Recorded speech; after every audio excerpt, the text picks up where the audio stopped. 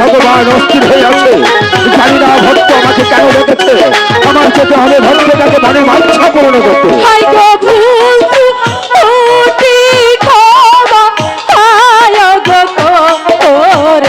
প্রভু তাকে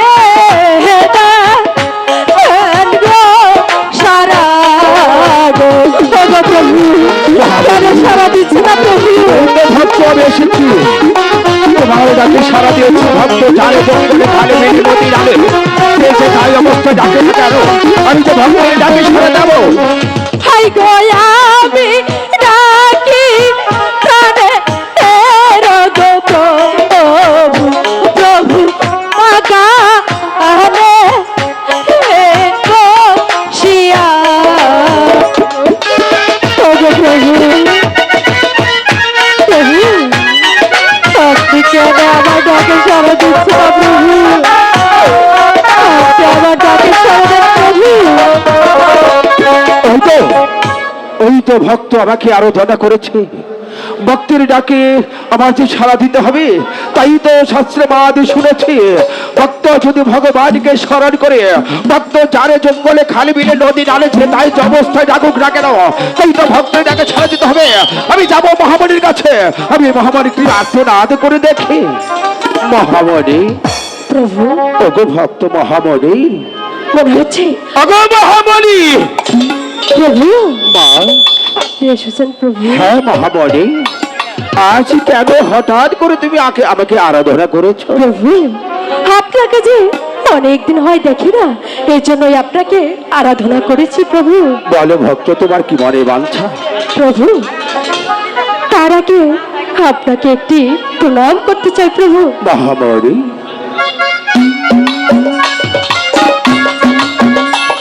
জয় মহাদেব, হর হর মহাদেব। মানে ভক্ত মানছে মন্ত্র হোক।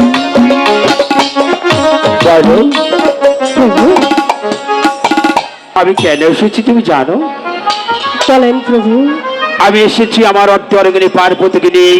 আমি ভক্ত সঙ্গ লাভ করতে কৈলাসে চলে। হ্যাঁ প্রভু। অবশ্যই মহামণি বলুন প্রভু। আজ মাঝ পথে এসে তোমার কথা মনে পড়ে গেছে। সে হঠাৎ করে আমি পার্বতীকে ছলনা করি। আমি এসেছি তোমার রূপ দর্শনের জন্য। তুমি কি আমার একটু জল সেবা দেবে? অবশ্যই দেব প্রভু।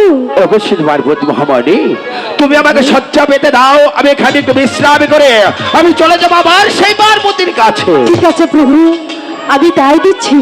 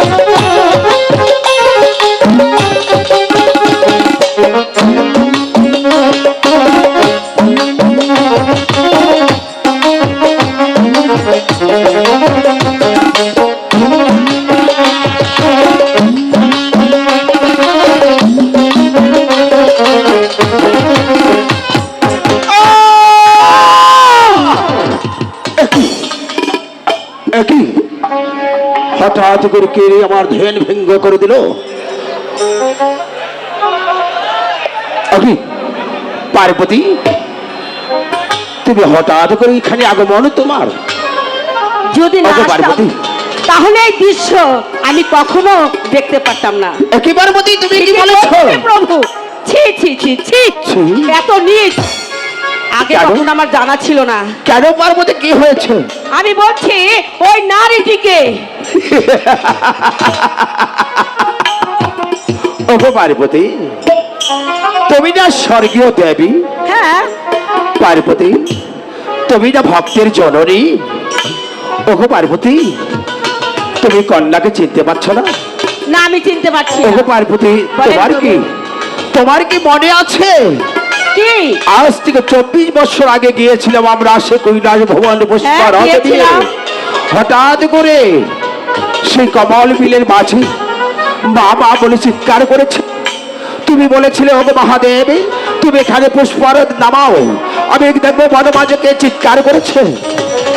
চিৎকার শুনে তুমি গিয়েছিলে, যাকে পেয়েছিলে, যাকে তুমি কোলে পিঠে করে মানুষ করেছ, সে যে তোমার কন্যা মহামণি। মহামণি, মহামণি, মাগো, আমি তোকে চিনতে পারিনি মা, তাই না বুঝে আমি তোকে ভুল বুঝেছি মা।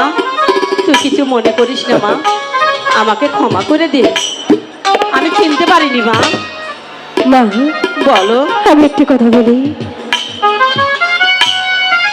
মা কখনো সন্তানের কাছে ভুল করতে পারে না মা, তাই আমি বলি, তুমি আমাকে ক্ষমা করে দাও মা। আমি তোমাকে ক্ষমা করে দিয়েছি, এবার তুমি আমাকে ক্ষমা করে দাও। হ্যাঁ মা, আমি ক্ষমা করে দিয়েছি। ঠিক আছে প্রভু, আমার দেবী? মেয়ে মহামণি আমাকে ক্ষমা করে দিয়েছে, আর এবার আপনি আমাকে ক্ষমা করে দিন। ওগো দেবী, বলে না জেনে আমি তো জানি তুমি স্বর্গীয় দেবী, দেবাদেবী মহাদেবের অর্থরঙ্গিনী, তুমি সর্বশক্তিমান।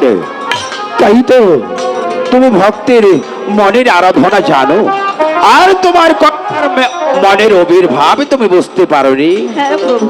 ওগো মা, প্রভু, এবার তুমি আমাকে বিদায় করে দাও।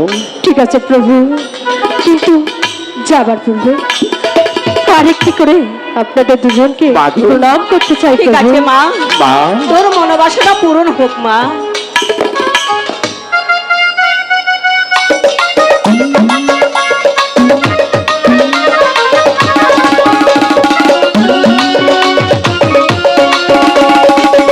প্রভু, মা,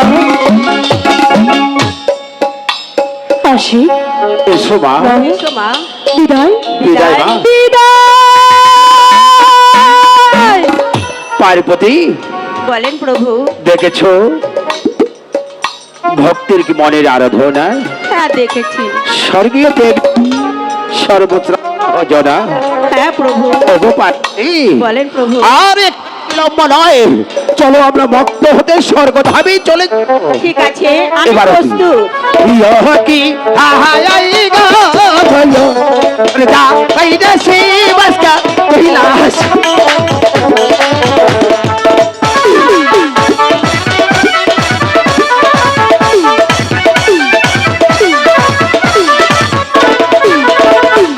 পার্বতীকে সঙ্গে গলাইয়া শিবে স্বর্গে হেয়ো ও রানী দিল হয়ো আই রে আজ পান্তে।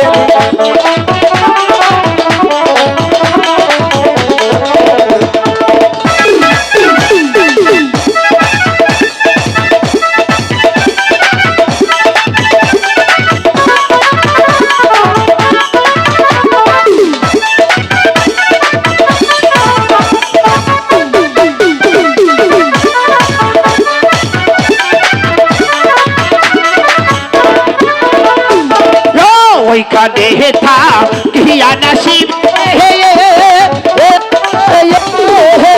শিব সর্বে হেয়ো ও রানী দিল হয়ো আই রে আজ পহন্তরি মাঝে গো যাইয়া ধরো